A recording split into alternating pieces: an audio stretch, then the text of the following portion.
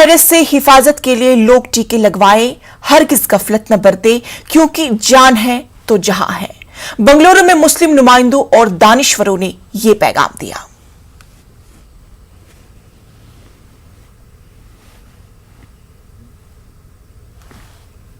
Vaccination लेना जरूर, इसके बहुत सारे फायदे हैं।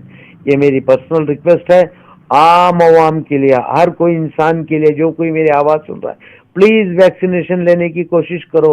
अगर कीमत देना पड़े तो भी दो, लेकिन वैक्सीनेशन लो लो लो लो, वैक्सीनेशन लो। देखा गया तो ये मालूम हो रहा है कि वैक्सीन के खिलाफ कहीं ना कहीं इसके खिलाफ प्रोपोगंडा हो रहा है। देखिए, वैक्सीन जिस तरीके से दूसरे वबा के लिए वैक्सीन दी गई थी पहली, चाहे प्लेग की बात हो या मलेरिया की बात हो, कोई और चीज़ की बात हो, उसी तरीके से ये वैक्सीन भी ये वबा दूर करने के लिए वैक्सीन बनी है।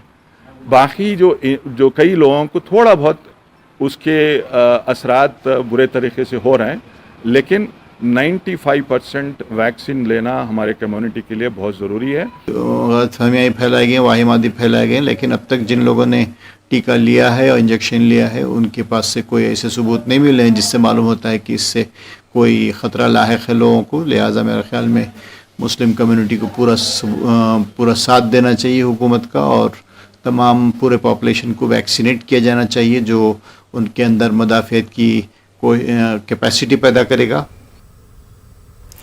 मुंबई के मालाबल हेल्थ सेवक जत्था